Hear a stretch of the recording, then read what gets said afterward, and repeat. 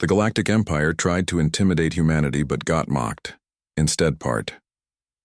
One Captain Olivia Martinez yawned as she sipped her morning coffee on the bridge of the USS Defiant. It was supposed to be a routine day patrolling Earth's orbital defense perimeter. The stars twinkled peacefully against the black backdrop of space, and Earth gleamed blue and beautiful below. "Captain, I'm picking up something strange," said Lieutenant Greg Peterson, his eyes fixed on the radar screen. "Very large object appearing just beyond lunar orbit." Olivia put down her coffee mug. "Define very large, Lieutenant." It's bigger than anything I've ever seen, Captain. At least 50 times the size of our largest space station." Before Olivia could respond, the ship's communication system crackled to life. The main view screen filled with an alien face. The creature had purple-gray skin, 4 yellow eyes arranged in a diamond pattern, and what appeared to be tentacles where a human would have a mouth. "People of Earth," the alien said in surprisingly good English. "I am Admiral Kulthar of the Zeraxian Empire. Our civilization spans 3 spiral arms of this galaxy. We have conquered over 5,000 worlds. You will surrender your planet immediately and prepare to serve the Empire." Greg muted the transmission and turned to Olivia. "Captain, what do we do?" Olivia took another sip of her coffee. "Forward this to Earth Command and get me everything we have on these Zeraxians." Within minutes, the transmission from the alien ship was being broadcast to every corner of Earth. Government leaders hurried to emergency meetings. Military forces went on high alert. But something unexpected happened as well. Karen Lee, a college student in Boston, watched the alien's message on her phone. She couldn't help but giggle at Admiral Kulthar's serious tone and wiggling face tentacles. Using a simple editing app, she placed a flower crown filter on the alien's head and added the caption, "Felt cute? Might conquer Earth later, IDK." She posted it online with the tag "The Singer Space Bully." Within an hour, thousands of similar memes flooded the internet. People around the world, rather than panicking, began making jokes about the aliens. Someone remixed Admiral Kulthar's speech into a catchy dance song. Another person created a filter that let people give themselves tentacle mouths like the alien. Back on the USS Defiant, Lieutenant Peterson showed Captain Martinez his phone screen. "Ma'am, you need to see what's happening online." Olivia looked at the screen and burst out laughing at a video showing Admiral Kulthar dancing to Earth pop music. Well, that's one way to respond to an alien invasion. At United Nations headquarters in New York, world leaders gathered to craft an official response to the Zeraxian Empire. The Secretary General, a normally serious woman named Vanessa Clark, struggled to keep a straight face as her advisors showed her the trending memes. "Perhaps," she said thoughtfully, "this unusual public response gives us an advantage. The aliens expect fear, not whatever this is." The official UN response was formal and diplomatic, requesting peaceful dialogue while neither accepting nor rejecting the demand for surrender. But privately, several world leaders agreed to let the unusual public reaction continue without government interference. Aboard the massive Zeraxian ship, Admiral Kulthar received the UN message with his senior officers. "They request dialogue?" he said, his tentacles rippling with confusion. "Do they not understand their situation? Show them our planetary destruction records." His communications officer, Subcommander Zexpak, looked uncomfortable. "Admiral, there is something else. The humans are creating and sharing strange images and videos of you. They appear to be making fun of you." "What? Show me." Zexpak projected a hologram showing a sampling of the thousands of memes now circulating on Earth. Admiral Kulthar's yellow eyes widened as he watched humans digitally altering his appearance, dancing to his speech and making jokes about his threats. "What is the meaning of this?" he demanded. "Is this some kind of psychological warfare?" Senior war psychologist Vrextal stepped forward. "Unknown, Admiral. In 5,000 conquered worlds, we have never seen this response. Fear, yes. Military resistance, of course, begging for mercy, certainly. But this mockery, it does not fit any known species response pattern." Admiral Kulthar's skin darkened with anger. "Send them our final warning. They have 24 Earth hours to surrender, or we will demonstrate our power by destroying their largest moon. On Earth, Dr. Samantha Wells worked frantically in her xenolinguistics lab. As the world's leading expert on theoretical alien communication, she had been given complete access to the Zyraxian transmission. "It's fascinating," she told her assistant, Peter Choi. "Their language has no words for humor, sarcasm, or irony. Not just different words, the concepts don't exist at all. Their culture appears to be built entirely on dominance, submission, and clear hierarchies." Peter looked up from his computer. "So what you're saying is, they can't take a joke?" "Exactly.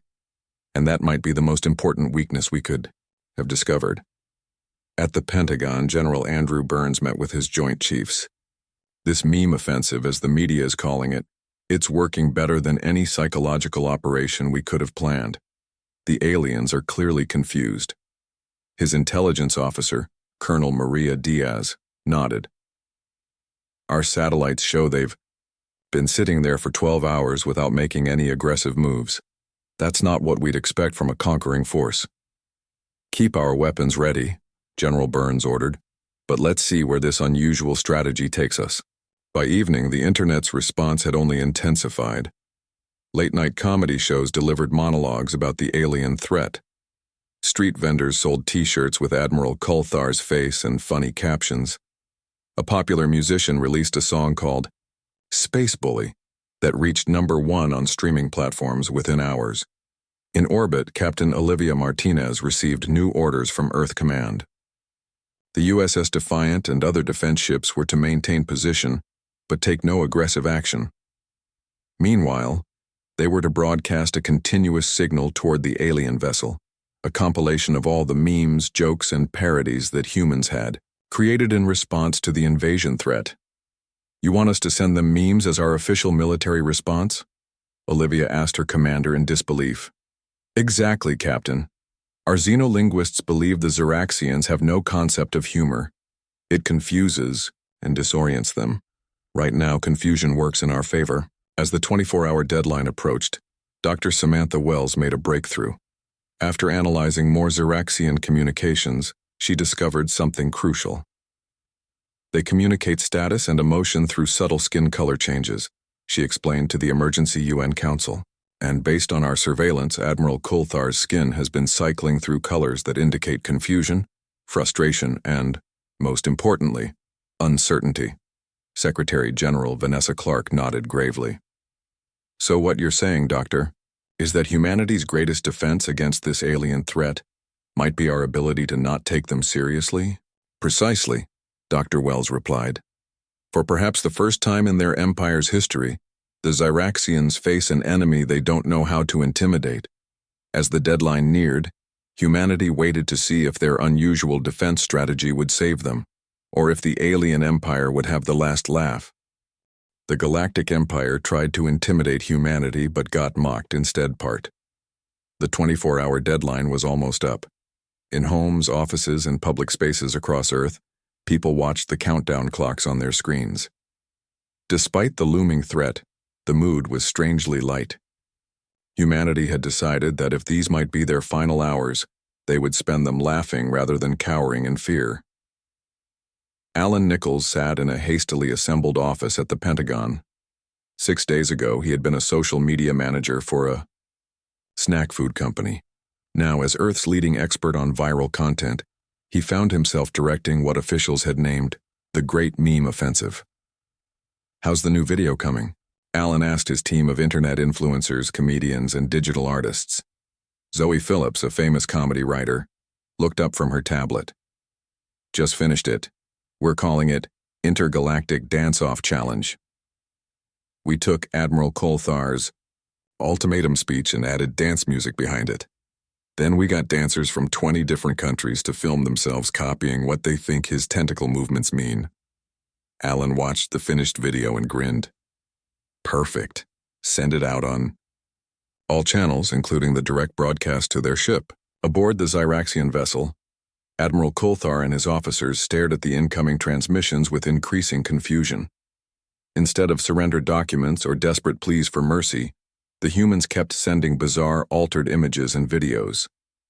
Senior. War psychologist Vrextel, explain this behavior, Kolthar demanded, his skin shifting to a mottled orange pattern that indicated extreme frustration. Vrextal's 4 eyes blinked rapidly. Admiral, after analyzing thousands of these transmissions, I believe the humans are engaging in something they call humor. It appears to be a communication method that deliberately creates cognitive disconnects for social bonding purposes. Are they not afraid of us? They appear to be afraid, Admiral, but they are using this humor as some kind of defense mechanism. It seems to reduce their fear response and increase group cohesion. Most concerningly, they appear to be laughing. At us, Admiral Kolthar's tentacles writhed with anger. In 5,000 years of Zyraxian conquest, no species had ever laughed at them. Fear was the foundation of their power. Without it, their usual tactics felt strangely ineffective. The deadline approaches, he said finally. Prepare to destroy. Their moon is promised. On Earth, Commander John Ortiz of Earth's Defense Forces worked quietly in an underground command center. While the world's attention focused on the meme offensive, his team had been positioning Earth's limited space defenses for possible action. His second-in-command, Major Lisa Rodriguez, entered with a tablet. Sir, we've been monitoring the Zyraxian ship's energy readings. They're powering up something big. Looks like they're really planning to hit the moon. John nodded grimly. What's the status of Operation Surprise Party? Ready to launch on your command. All vessels in position. And our new friends? Lisa smiled. Very eager to help. At exactly the 24-hour mark, Admiral Kolthar appeared on screens worldwide. His skin was now a deep purple, a color that in Zyraxian culture signaled absolute authority. People of Earth, he announced, your time is up and you have chosen mockery instead of submission. Watch now as we destroy your moon to demonstrate our power. The massive Zyraxian ship turned toward the moon. A glowing portal opened at its front, and energy began to gather. Around the world, people held their breath. Some continued making jokes on social media, but there was a new edge of nervousness to their humor. In his Pentagon office, Alan Nichols received an urgent message from Dr. Samantha Wells, the xenolinguist. He read it quickly, then picked up a secure phone. General Burns? The linguist team has picked up something huge. The Zyraxians communicate rank and status through their skin colors, and their word for humor translates literally as dominance, failure. When we laugh at them, we're basically telling their entire cultural system that they have no power over us. General Burns' voice came through the speaker. Is that good or bad for us, son? Good for morale, sir, but it might make them even more determined to show their power. Dr. Wells thinks they'll definitely fire on the moon now. Then it's a good thing we're ready for them. In space, the Zyraxian weapon reached full power. Admiral Kolthar gave the order to fire. A massive energy beam shot toward the moon, powerful enough to crack the satellite into pieces. But 3 seconds before impact, something unexpected happened. Around the moon, space seemed to shimmer. The energy beam struck not the moon itself, but an invisible barrier that flared brilliant blue upon impact. The beam scattered harmlessly into space. Admiral Kolthar stared in shock. What is this? Scan that moon immediately. His science officer worked frantically at her console. Admiral, I detect technology that was not there before. It appears to be, it's not human in origin. On Earth, Commander John Ortiz allowed himself a small smile. Operation Surprise Party was working perfectly. 3 days earlier, as the memes had begun to spread, Earth had received an unexpected message from another alien species. The Arcturians. They had been watching the Zyraxian approach to Earth with great interest. Unlike the conquest-driven Zyraxians, the Arcturians were a peaceful trading species who had been avoiding the Empire for centuries. Impressed by humanity's unusual response to intimidation, they had secretly offered Earth their shield technology. It wouldn't last forever against Zyraxian weapons, but it would buy time. Admiral Kolthar was about to order another stronger blast when his communications officer interrupted. Admiral, we're receiving thousands of new transmissions from Earth. The main screen filled with images of people around the world celebrating the failed attack. New memes appeared instantly. When you bring a moon destroyer to a shield fight, and Kolthar's face when the moon didn't go boom. A popular musician had already released a song called Still Standing, with lyrics mocking the failed demonstration of power. Most infuriating of all was the official message from Earth's leaders. It contained just 3 words: try again later. Admiral, Kolthar's skin turned ash gray, the Zyraxian color of rage. Prepare a full invasion force. We will land troops on their planet and crush their resistance personally. But his grand strategist, Morvok, looked concerned. Admiral, our sensors detect new ships approaching from the outer solar system. They do not match human designs. More allies? Kolthar hissed in disbelief. On the USS Defiant, Captain Olivia Martinez received an update from Earth Command. She turned to Lieutenant Peterson with a rare, wide smile. It seems our unusual defense strategy has attracted some friends.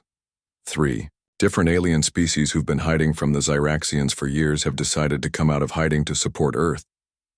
Greg looked at his screen in amazement. Because of memes? We gained galactic allies because of internet jokes? Olivia laughed. Apparently standing up to bullies is admired across the universe, and nobody has ever stood up to the Zyraxians quite like we have. As the new alien ships moved into the Earth-Moon system, humanity prepared for the next phase of the conflict. The Zyraxian Empire had tried to intimidate Earth and failed. Now they faced not just a planet full of strangely fearless humans, but a growing alliance of species who had found inspiration in humanity's refusal to be intimidated. And the memes, of course, continued to spread. The Galactic Empire tried to intimidate humanity, but got mocked. Instead, Part 3 Admiral Kolthar paced the bridge of his massive flagship. His skin had been stuck in the ash-gray color of rage for hours now. Around him, his officers worked in nervous silence. The failed attack on Earth's moon had been broadcast throughout the Zyraxian Empire, and for the first time in their long history of conquest, they looked weak. I want a meeting with their leaders, Kolthar finally announced. Face to face on neutral ground. His second-in-command, Subcommander Zexpok, looked surprised. Admiral, direct negotiation is not our way. The Zyraxian Empire demands, it does not discuss. Do you have a better suggestion? Kolthar snapped, his tentacles writhing. Our usual tactics are not working. These humans respond to threats with mockery. And now they have allies. The Zyraxian ship sent the meeting request to Earth. The terms were simple. 3 representatives from each side would meet aboard a small vessel positioned between Earth and the Zyraxian flagship. In the White House, world leaders debated who to send. This is clearly a trap, said General Burns. They want to capture our leadership. Secretary General Vanessa Clark shook her head. I don't think so.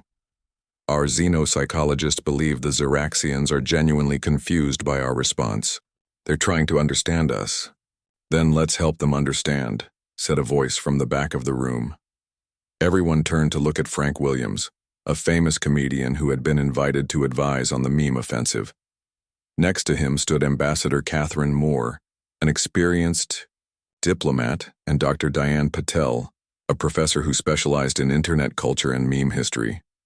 Send us, Frank continued, a comedian, a diplomat, and an expert on how humans communicate through humor. Let's show these aliens exactly who they're dealing with. The plan was approved. The meeting would take place in 6 hours. News of the upcoming diplomatic encounter spread quickly around the world. People created supportive memes for the human delegation and placed bets on how many jokes Frank Williams would tell during the meeting. At the Pentagon, intelligence analyst Eric Gomez studied the latest footage of Admiral Kolthar. Look at this, he told his team, pointing to his screen. The alien's skin changes color with his emotions. We've identified at least 7 distinct colors so far. His colleague, Stephanie Clark, nodded. And that gives me an idea. She pulled out her phone and started typing rapidly. The meeting was set to take place on a neutral vessel. As a sign of good faith, both sides agreed the encounter would be broadcast live to Earth and to the Zyraxian fleet. Ambassador Catherine Moore led the human delegation with calm dignity. Dr. Diane Patel carried tablets loaded with cultural information. Frank Williams brought only his quick wit and a small device in his pocket that Stephanie Clark had given him before departure. Admiral Kolthar brought 2 senior officers, war psychologist Vrextal and grand strategist Morvok. All 3 Zyraxians towered over the humans, their tentacled faces and 4 eyes designed by evolution to look intimidating. People of Earth, Kolthar began formally, his skin now a deep blue that signaled authority. You have resisted our demands and mocked our power. Yet we have chosen to offer you this opportunity to surrender with dignity before we take your world by force. Ambassador Moore smiled politely. Admiral Kolthar, humanity welcomes this chance for dialogue. We have no wish for conflict. However, we also have no intention of surrendering our planet. Kolthar's skin shifted to orange, frustration. Then why agree to this meeting? To understand each other better, Dr. Patel said. For instance, we've noticed your species has no concept of humor. Is that correct? War psychologist Vrextal leaned forward. This humor you speak of, our studies suggest it is a stress response unique to your species, a psychological defect that prevents you from properly experiencing fear. Frank Williams couldn't help but laugh. A defect? Buddy, humor is humanity's greatest strength. It's how we cope with everything from bad dates to alien invasions. Kolthar's skin darkened. You find our power amusing? Not your power, Frank replied. Your self-importance. Let me ask you something. How many planets have you conquered? 5,322, Grand Strategist, Morvok answered promptly. And in all those conquests, has any species ever done this? Frank pulled out Stephanie's device and pressed a button. A hologram appeared between them, showing a montage of Zyraxian Empire propaganda compared side by side with Earth's parodies of the same images. The Imperial March of Glorious Conquest, played alongside a remixed dance version created by Earth DJs. Ambassador Moore watched Admiral Kolthar carefully. His skin was cycling through colors rapidly. Confusion, anger, something that might be embarrassment.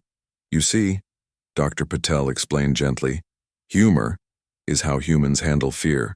When we laugh at something, it loses power over us. Your entire empire is built on fear, but that doesn't work well on humans. Kolthar slammed a clawed hand on the table. Enough! You mock us even now during peace talks. Frank leaned forward.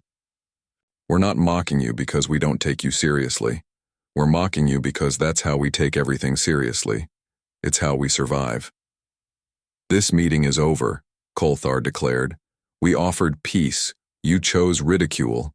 Now witness the true power of the Zyraxian Empire. He gestured to a view screen showing his flagship. Behold our stellar annihilator now fully charged. With one command, I can destroy your entire Eastern Hemisphere. The humans showed no fear. Instead, Frank Williams stood up and did something unexpected. He performed a short comedy routine about the stellar annihilator's design. I mean, look at that thing, he said, pointing to the massive weapon. Somebody's definitely compensating for something. Did you have to make it that big? And pointy? Was Stellar Tickler already taken as a name? To everyone's shock, one of the Zyraxian officers made a strange choking sound, something like a suppressed laugh. Back on Earth, Eric Gomez was monitoring the Zyraxians' biological responses. Look at that junior officer's skin pattern, he told Stephanie over the phone. It's a color we haven't seen before. Something's happening. As Frank continued his routine, more Zyraxian crew members watching the broadcast began showing the same unusual skin color. Some were making the strange choking sounds. Ambassador Moore realized what was happening. They're laughing, she whispered to Dr. Patel. They've never experienced humor before, but they're actually laughing. Admiral Kolthar noticed too. His skin turned ash gray with rage. Silence! Return to the ship immediately, he ordered his officers. As the meeting ended and the human delegation prepared to return to Earth, Frank Williams turned to Admiral Kolthar. Just so you know, while we've been talking, humanity has been busy. Check your ship's communication systems when you get back. When Admiral Kolthar returned to his flagship, he found chaos. Hacker Stephanie Clark had infiltrated the Zyraxian systems during the meeting.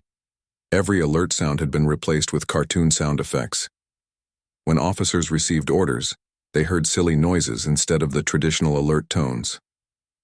Worse, the footage of Zyraxian officers laughing during Frank's routine had gone viral, not just on Earth but across the conquered worlds of the Zyraxian Empire.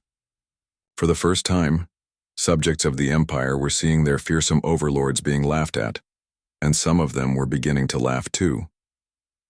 As Admiral Kolthar tried desperately to regain control of his ship and his dignity, Captain Olivia Martinez of the USS Defiant received an unexpected transmission. It came from a small Zyraxian scout ship that had separated from the fleet. "Captain," the young Zyraxian officer said, his skin the new color that signified humor. "Request permission to defect to Earth. I wish to learn more about this comedy thing." The first crack in the mighty Zyraxian Empire had appeared, and it had started with a laugh. The Galactic Empire tried to intimidate humanity, but got mocked. Instead, Part 4 news of the young Zyraxian officer's defection spread quickly through both Earth and the Zyraxian fleet. The officer's name was Krilvor, and he became an instant celebrity on Earth. Talk shows competed to interview him, and he quickly developed a following for his unique perspective on human humor. "The concept of laughing at powerful things is completely new to my people," Krilvor explained during a popular morning show. "In Zyraxian culture, power is absolute. You either fear it or you possess it. The idea that you can laugh at something frightening and take away its power over you. This is revolutionary." Admiral Kolthar was furious about the defection. He ordered all communication with Earth blocked for his troops, but it was too late. Seeds of curiosity had been planted among the younger Zyraxians. On the research vessel Horizon, Captain William Boyd received an exciting transmission from the edge of the solar system. "Captain," said his science officer, "we're detecting multiple ships approaching. They're not Zyraxian design. The approaching vessels belong to the Nebulan Collective, a species that had managed to resist Zyraxian rule through hiding rather than fighting. Their ships were smaller than Earth vessels but featured advanced technology unlike anything humans had seen before. The Nebulan representative Talara requested permission to land on Earth. When she arrived at the United Nations headquarters, she brought valuable information. "Your resistance has created ripples throughout the galaxy," Talara told the assembled human leaders. Her body was humanoid, but covered in shimmering blue scales, and her eyes had vertical pupils like a cat's. "For centuries, the Zyraxian Empire has maintained control through fear and the perception of invincibility. By laughing at them, you've shattered that perception." Talara projected a hologram showing dozens of planets across the galaxy. "These are worlds under Zyraxian control. On each of them, people are sharing your memes and jokes about Admiral Kolthar. Underground resistance movements are growing, stronger. Some have even started creating their own humor about their Zyraxian overlords." Secretary General Vanessa Clark leaned forward. "Are you suggesting that our silly internet jokes might bring down an entire galactic empire?" Talara made a musical sound that humans recognized as laughter. "Exactly. The Zyraxians have no defense against ridicule. Their entire society is built on projecting fear and demanding respect. They literally don't know how to respond when they are not taken seriously." Admiral Kolthar knew his position was weakening. Reports came in from across the Empire about growing resistance inspired by Earth's example. His superiors on the Zyraxian homeworld were demanding results. "We must change tactics," he told his remaining loyal officers. "These humans have found a weakness in our approach. We need to adapt." War psychologist Vrextal seemed troubled. "Admiral, I must report that 23 more junior officers have shown signs of humor infection. 3 were caught watching Earth comedy videos. 2 others attempted to create what humans called jokes during their meal period."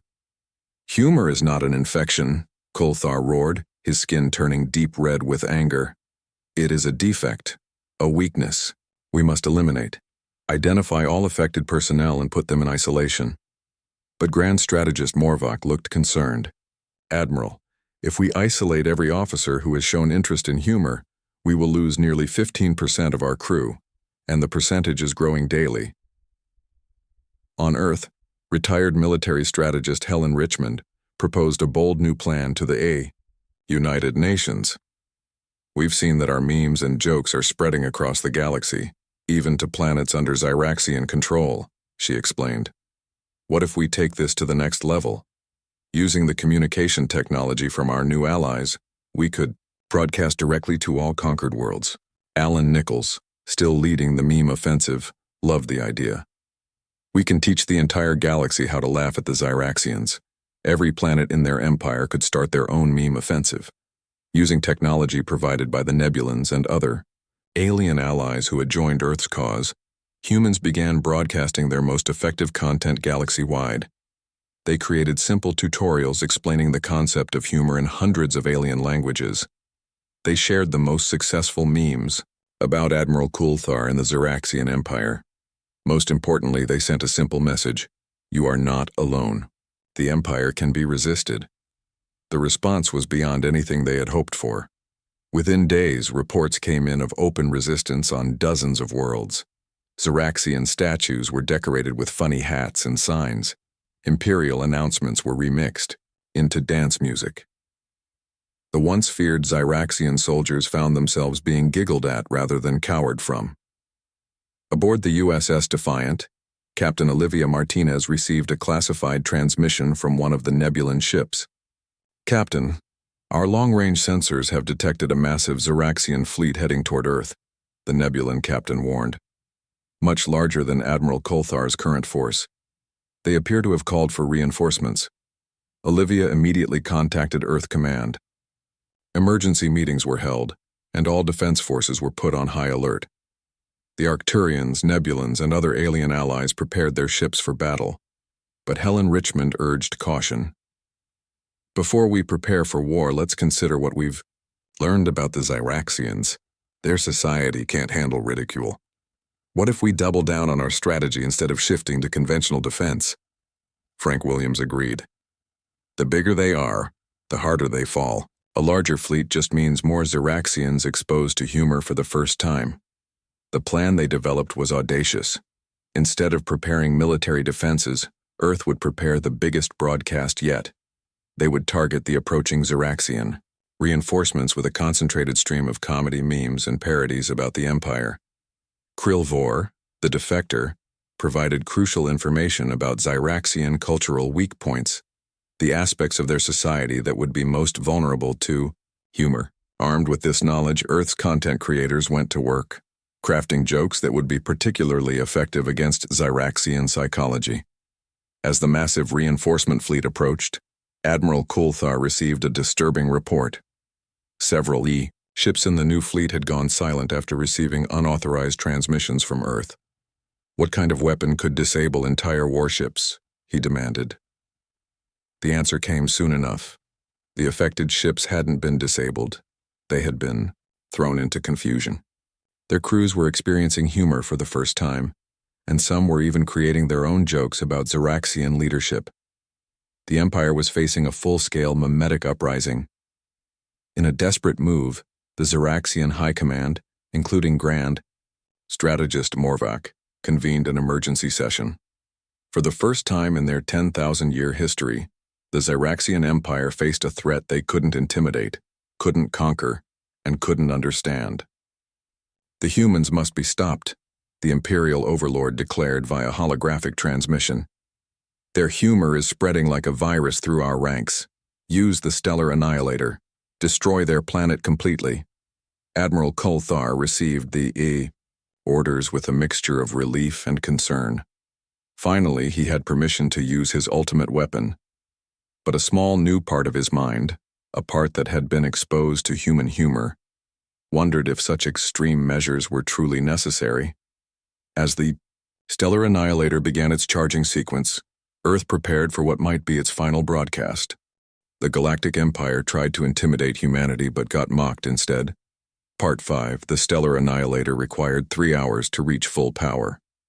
As the massive weapon began its charging sequence, red warning lights flashed across the Zyraxian flagship. Admiral Coulthar stood on the bridge, his four eyes fixed on the view screen showing Earth, a beautiful blue planet that would soon be reduced to space debris. "All personnel to battle stations," he ordered, his voice firm despite the doubts growing in his mind. "Maintain defensive shields at maximum power. The humans and their allies may attempt to stop us." On Earth, emergency broadcasts alerted the population to the imminent threat. Yet strangely, panic did not follow. After weeks of facing the Xeraxian threat with humor and creativity, people responded with a final wave of defiance. Social media filled with farewell memes. People shared jokes about Admiral Coulthar's overcompensating weapon. Street parties broke out in major cities as humans decided that if these were to be their final hours, they would spend them laughing rather than hiding. In a secured bunker beneath the Pentagon, cyber warfare expert Brandon Taylor led a team of the world's best hackers, including Stephanie Clark. "This is it, folks," Brandon told his team. "Operation Last Laugh, our final chance." For weeks, they had been quietly infiltrating the Xeraxian systems, mapping their networks and planting backdoor access points. Now they prepared to launch their most ambitious hack yet. "We can't stop the stellar annihilator directly," Brandon explained, "but we can change how it's perceived." Around the world, allies prepared for their roles in the plan. Frank Williams recorded what might be his final comedy routine, a devastating takedown of the entire concept of galactic conquest. Krilvor, the Xeraxian defector, worked with xenolinguists to create messages that would resonate with his people. The Nebulan Collective positioned their ships to amplify Earth's final broadcast. As the stellar annihilator reached 50% charge, Admiral Coulthar received a transmission from the Imperial Overlord. "The humans have corrupted too many of our forces with their humor," the Overlord said, his skin the deep purple of absolute authority. "Their destruction must be witnessed by all conquered worlds as an example. Broadcast the annihilation on all Imperial channels," Coulthar bowed his head. "As you command, Overlord, across the Xeraxian Empire, billions of beings on thousands of planets prepared to watch Earth's destruction." But unknown to the Imperial forces, this was exactly what Brandon Taylor and his team had been counting on. "They're opening their broadcast networks," Brandon said, watching his screens light up with new access points. "Just like we predicted. Stephanie, are you ready?" She nodded, fingers flying across her keyboard. "Backdoor access established. I'm in their primary communications system." "Execute Phase 1, Brandon ordered. On the Xeraxian flagship, Admiral Coulthar prepared to address the Empire before firing the weapon. He stood tall, his skin shifting to the ceremonial gold of victory. "People of the Xeraxian Empire," he began solemnly, "today we eliminate a threat to our—" His voice suddenly changed mid-sentence, becoming high-pitched and squeaky, like he had inhaled helium. Confusion crossed his face as he tried again, only to hear his own voice sounding ridiculous in his ears. Across the Empire, audiences watching the broadcast erupted in startled reactions. Many had never heard anything so absurd. Some, particularly the younger Xeraxians who had been secretly consuming Earth's memes, began to laugh. "What is happening?" Coulthar demanded, but his squeaky voice only made his officers struggle harder to maintain their composure. On the bridge displays, the intimidating countdown for the stellar annihilator had been replaced with cartoonish animations. Instead of the usual warning klaxons, silly sound effects played throughout the ship. "Restore the systems immediately," Coulthar ordered, his voice still comically high. His communications officer tried desperately to regain control. "Unable to comply, Admiral. The humans have somehow infiltrated our core systems." Brandon Taylor and his team high-fived as their hack took effect. "Phase 2, he said with a grin.